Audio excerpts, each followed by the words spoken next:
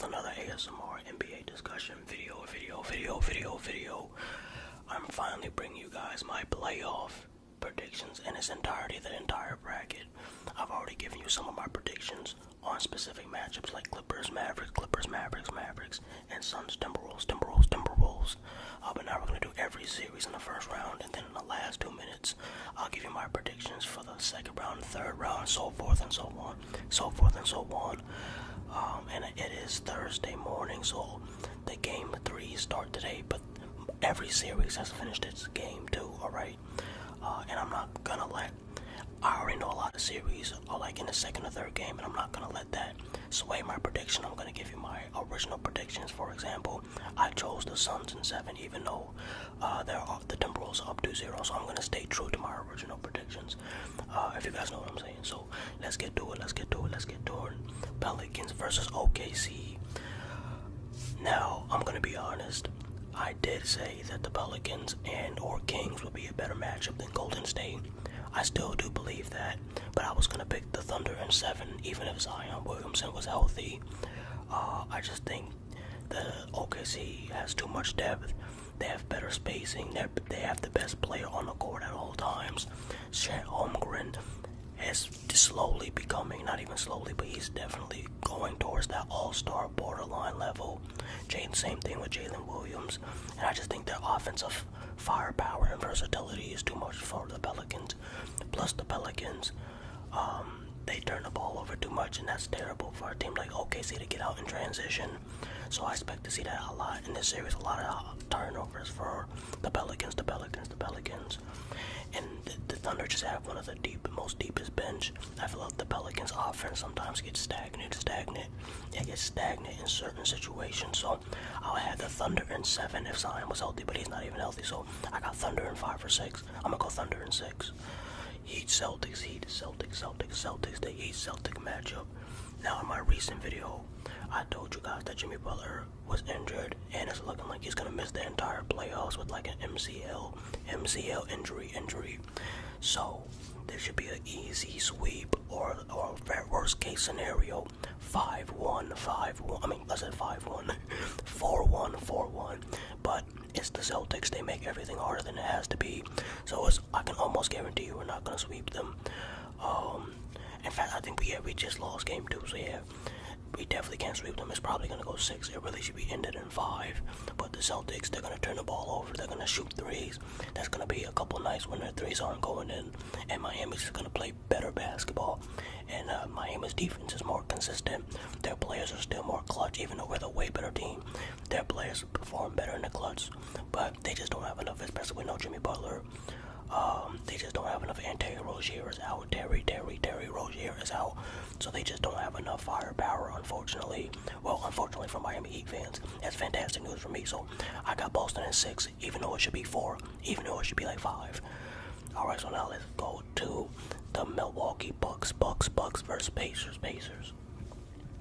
Now you guys know before the season even started, I said them getting Dame wouldn't really matter because they were struggling to guard Jimmy Butler, and they got rid of their best perimeter defender. So I was like, how are they improving when they're giving up their best defensive piece for a player who's gotten swept twice in the playoffs? And Dame, people thought the Bucks were getting Curry or KD, prime KD that is. I'm like, no, Dame, he is a star, but hey, he's not who y'all think he is. He's not gonna carry you guys to the finals or anything with Giannis, I don't think, at this point, at least in their first season. So I never really been a believer in the Bucks, really. However, I do think they're good enough to beat the Indiana Pacers, even though Giannis is out. I think Dame is good enough with Bobby Portis. Chris Middleton has been playing better. Patrick Beverley. They do still have Brook Lopez. I think they're good enough to get past the Pacers. But I still don't expect them to go far in the playoffs. So I have the Bucks winning in 7, as long as Dame stays healthy. As long as they have Dame, they should win this in 7. If they had Giannis, they win in 5. Alright, let's go to the Mavericks, Clippers. Clippers. Now you guys know I've been saying Mavericks in 7, even when they lost game 1 by a blowout. I wasn't scared at all. That didn't do anything for me. They just didn't play Mavericks basketball. They had went away and deviated from what they've been doing well for the last 2 weeks of the regular season. But now they're tied the series. I expected them to do that. They're probably gonna win Game 3. Honestly, I just think, like, why would you choose James Harden, Russell Westbrook, and Paul George over Kyrie Irving and Luka? That doesn't make sense. No, I do think this is gonna go 6 or 7 games. If the Mavericks win Game 3, it might just go 6, but I'm gonna still keep my Mavericks in 7 prediction. I just think Luka and Kyrie are the most clutch players on the court at all times. Yes, that includes Kawhi. Kawhi's injury history is worrisome. James Harden is gonna have a couple games where he looks like prime Harden, and then another couple games where he looks inept. So I just think the Mavericks are gonna have more consistency than the Clippers. And the Clippers' interior defense worries me. Other than Zubac and maybe Kawhi, who else do they have that's even a threat on the defensive side of the ball on the interior? So I look at the additions the Mavericks got during the trade deadline. Defense and athleticism. Luka and Kyrie are gelling. And worst case scenario, you have the greatest ball handler ever to ISO the entire team. So I got them in 7. Now this series is very interesting because originally I said Suns in 7. Now that was based off the regular season matchups because the Timberwolves showed no ability to be able to contain the Suns' big 3. However, that has completely changed. I'm going to stick with my Suns in 7 prediction, even though I think the Timberwolves are going to win this in like 5 or 6 now, just to be true to my position before. But realistically, the Timberwolves will probably win this in 5 or 6. They're just overwhelming the Suns' offense with the Timberwolves' defense. Their athleticism, they look bigger, stronger, faster. Anthony Edwards looks like the best player on the court 85% of the time. Rudy Gobert looks like the second most impactful player in this entire series. Even more impactful than KD, which may sound crazy, but that's how it's looked so far in the series. The Timberwolves got 2 home victories. Like I said, if the Suns don't win Game 3 in a convincing fashion, they're gonna lose in 4 or 5. But yeah, this was surprising, man. But we were bamboozled because the Timberwolves did not show us in the regular season. But they're turning it up. They're turned up their level of urgency. Alright, so now let's go to the Knicks and Philly series. Now, you guys know I've been saying Knicks in 7 the entire time. Joel Embiid has been in and out of the lineup. I'm not even sure he's 100% healthy. He's probably not even 100% healthy. He's probably like 70 or less than that. And he's still playing great, which is crazy. Well, I'm not that crazy because, like I said, the Knicks have nobody that can stop him. However, I do have the Knicks in 7 because who cares if Joel Embiid gets what he gets? As long as you can able to contain everybody else, they should pull this out in 7. The key is to contain Tyrese Maxey. You cannot let this man average 30, or else you guys will actually lose in 7. Now, I do think it's possible that Philly can win this in 7. Like I said, it's possible. It's going to go 6 or 7. Anybody can win it, but I'm going to choose the Knicks because of their physicality. And I feel like Jalen Brunson, he can match Tyrese Maxey's clutchness if it comes down to it. But I just think the Knicks are playing great team basketball, or slightly better basketball than the Philadelphia 76ers. So I'm going to say Knicks in 7. Alright, now let's get to the second to last series in the first round. We got the Nuggets and the Lakers.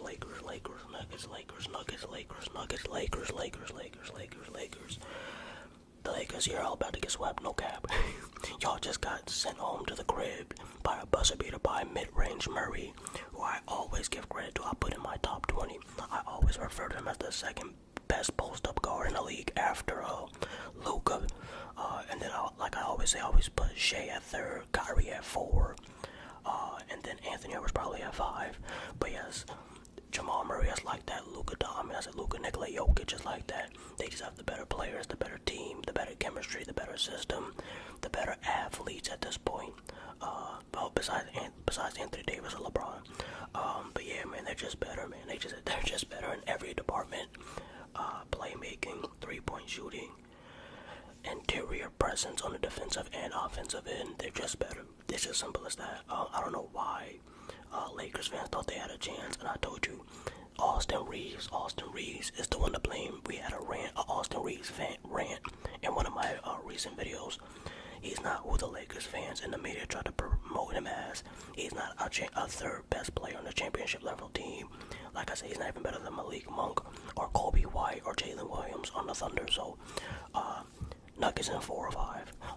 Now, this one is very interesting. I think it's going to be Cleveland in 6. I just think Cleveland's experience and their motivation on how they played in the postseason last year is going to really be the deciding factor in why they win this playoff round, I should say. Donovan Mitchell's the best player on the court majority of the time. Paolo's second. But I just think these are both really good defenses, but I would give the Cleveland Cavaliers edge in the defensive department because of their length. I think they're a little bit longer, especially on the interior with Evan Mobley, Jared Jackson. They have more consistent scoring out of Donovan Mitchell. Paolo, he could be a little inconsistent scoring-wise, really their entire team.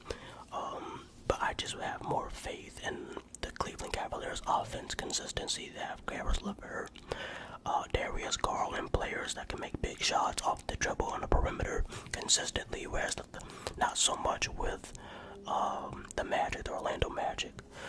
So I'm going to pick the Cleveland Cavaliers to win that series in 5 or 6. I'm going to go 6. Alright, so since I have the Thunder and the Mavericks winning, that would be my second round. Oh, that's very interesting, my gut. I actually think the Thunder could win that series in 7 because it's kind of weird because I think the Clippers would beat OKC. The Dallas Mavericks would beat the Clippers, but I think the OKC would beat the Mavericks. It's like rock, paper, scissors, shoot. I think they all could beat each other. But for that specific matchup, I would say Thunder in 7, unfortunately. Just because OKC has more versatile defenders, it would be harder for the Mavericks to score on the Thunder than it would be for the Thunder to score against the Mavericks. Especially because, yes, the Mavericks have great interior defense now with the new additions, but the OKC doesn't need to score in the interior. They have so many shooters off the bench that gives them so much more spacing compared to the Clippers, which is why I think the Thunder would be a bad matchup for the Mavericks because of their ability to score on the perimeter at such a high level, and they would have the second best player in the series, a legitimate superstar, Shea. He can match Luka, and he's a better defensive player. So I would pick the Thunder to win that. So that means I have Shea going to the conference final. Now, do I think he's better than Luka? Hell no. But I just think based on the matchups, that's what it's going to be. Now, second round. Nuggets, Timberwolves, Nuggets, Timberwolves. I actually think the Timberwolves could beat the Nuggets in 7. Now you're probably like, how do you pick them to lose to the Suns but beat the Denver Nuggets? Don't get it twisted. I think that the Timberwolves were the second best team in the West. I thought they were better than the Mavericks, the Clippers. I just thought the Suns specifically was a bad matchup because they showed no evidence of being able to contain the big three, but they've shown that. So I'm going to say Nuggets in 7 for right now, and then it's going to be Nuggets and Thunder in the conference finals. But I'm telling you, the Timberwolves can't upset them in 7, especially if Anthony Edwards is playing mature basketball like this, making the right reads. It can go 7, but I'm going to say Nuggets in 7. So that means it would be Nuggets and the Thunder in the conference finals, and I got the Nuggets winning in 6 or 7. They just have a better interior presence offensively and defensively, more clutch players, more proven players, the bigger players, and they play good defense, man. So I think it would be a great 6 or 7 game series, but I think the Nuggets will pull it out. Now, hey, I'm gonna say this now. I have to see how it looks after game 1 because I might go to switch to Timberwolves in 7. Alright, so now that means on the West I have the Nuggets coming out of the West. Now I'm just gonna speak quick because there's no point in really wasting time with the discussion in the East. I have the Celtics coming out of the East. It doesn't even matter what the matchups are. I got the Celtics. We're not losing to the Knicks. It might go 6 or 7 because the Celtics, they lower their level of play on like teams they don't feel it's on their talent level. So I got Nuggets and Celtics, and I'm gonna say, unfortunately, the Nuggets win in 6 or 7, so I got the Nuggets repeating in 7 games against the Boston Celtics. The Bucks are going to lose in the second round, probably to a healthy Knicks team or Philly. What else? I think Cleveland will beat the Magic, but then Cleveland would lose to Boston in the second round. And then that would be the Knicks versus Celtics in the conference. I got the Celtics winning, like I said, against the Knicks in the conference finals, the conference finals, and then the Nuggets will beat the Celtics in a game 6 or 7 because Tatum's not super clutch, and the Celtics lack of depth and chemistry. So I got Nuggets repeating in 7. Tough. Anthony Edwards is better than Shea. No matter how far Shea goes, by the way.